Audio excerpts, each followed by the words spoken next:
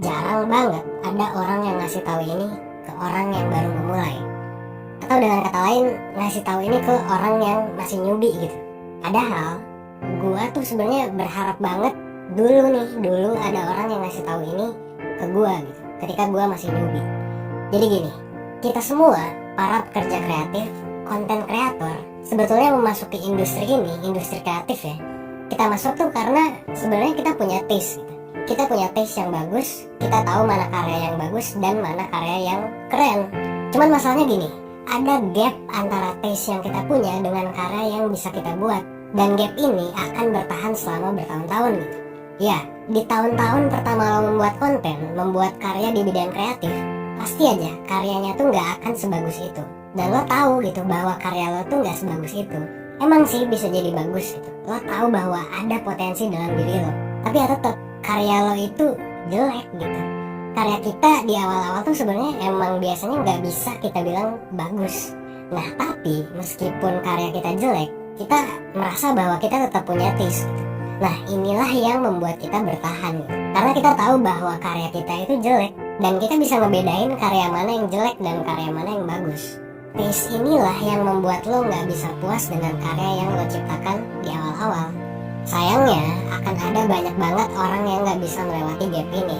Gap antara taste yang mereka punya dan karya yang bisa mereka buat. Kenapa? Karena mereka berhenti berkarya. Ya, mereka berhenti berkarya.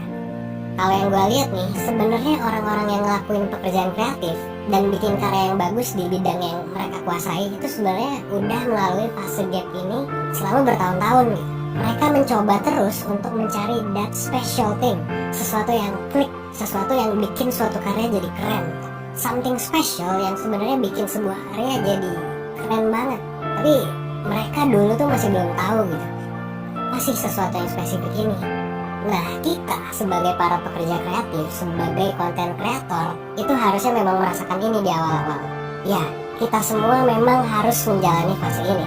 Dan kalau lo nih baru aja mulai, kalau lo juga ngerasa bahwa diri lo masih ada di fase ini, well, lo harus tahu bahwa ini adalah fase yang sangat amat normal.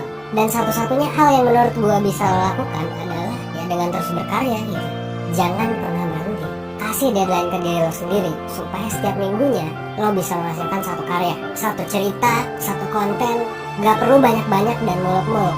Karena gini, ini adalah satu-satunya cara buat menutup gap itu. Gap antara taste lo dan kemampuan lo.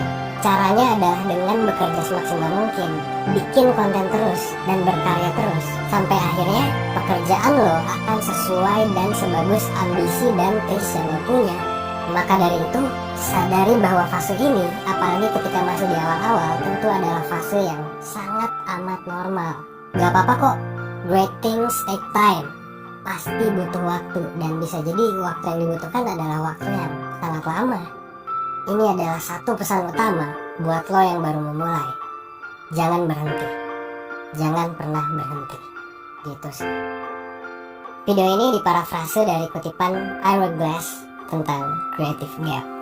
Semoga lo bisa menemukan inspirasi dari cuplikan video ini. Gue Evan dari 1%. Thanks.